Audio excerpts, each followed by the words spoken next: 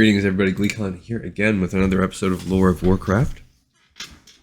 On our last episode, we briefly discussed that Garona's time with the Horde is over. She tried to tell her handler that she knew about the orcs' corruption, that they were slaves to demons and the Burning Legion. She was not believed, so she took the opportunity to escape while the orcs were fighting in the hinterlands.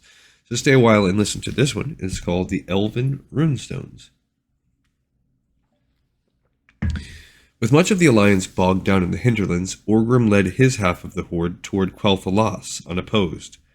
En route, Zul'jin visited the Amani capital Zul'Aman to gather allies. He whipped his people into a frenzy with the promise of spilling elf blood. Thousands of trolls, adorned in enchanted talismans and ritual tattoos, streamed out of Zul'Aman and took their place alongside Orgrim's horde. So they're officially part of the army now. You could argue that you're going to get troll destroyers and everything else. I didn't feel like that was as essential to this mission, to the second one we just did, because in that one we're rescuing Zul'jin. You couldn't have done that without him.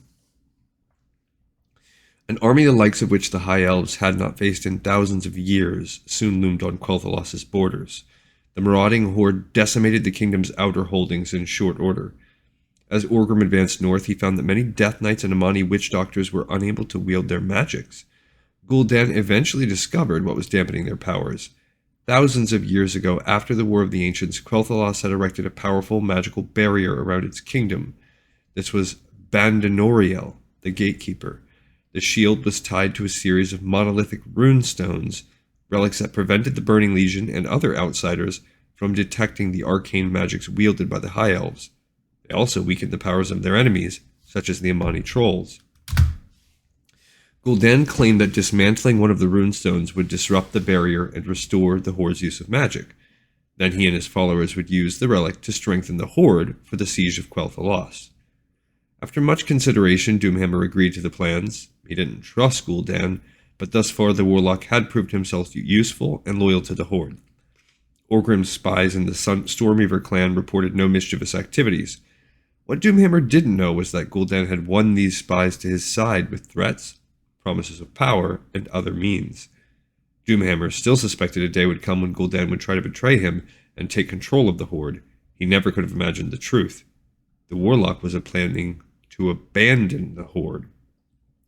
In recent months, Gul'dan had nearly amassed the power to do so.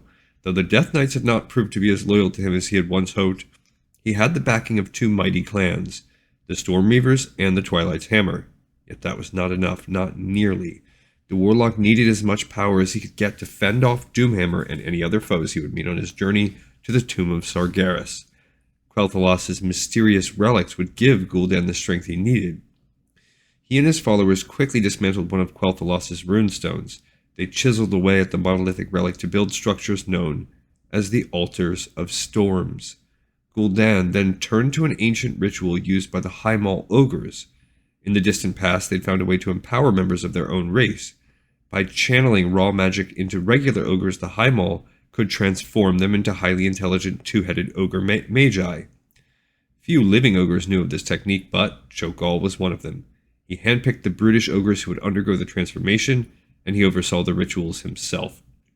Before long, two-headed ogre magi emerged from the altars. They were just as powerful as Gul'dan had hoped they'd be. More importantly, they secretly swore their loyalty to him. Now all that remained for Gul'dan was finding the right time to make his move. Instruments of power.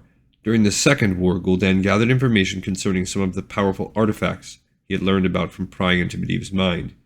He never had the opportunity to seek out these relics, but he did reveal their existence to the Death Knights. And I wonder where that's going to come into play.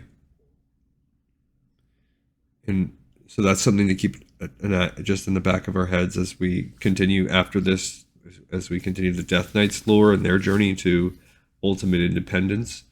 But first, as slaves to the Lich King, the Scourge. So the war, this section served two parts. The orcs are now knocking at the doors of the High Elves, about to attack them in much of the way that they've done the other races and force them to fully commit to the war, probably in some way that also keeps them bottled up. And two, we have the ogre magi explained. They're one of the few things that have not been explained so far. We had ogres, we had Cho'gall as an ogre magi, but now we can see why these Altar of Storms exist and how they're allowed to continue cranking out two-headed ogre magi. It's cool. All right, another episode in the pipes, 5x5. I'll see you on the next episode of Lore of Warcraft. Thanks for watching.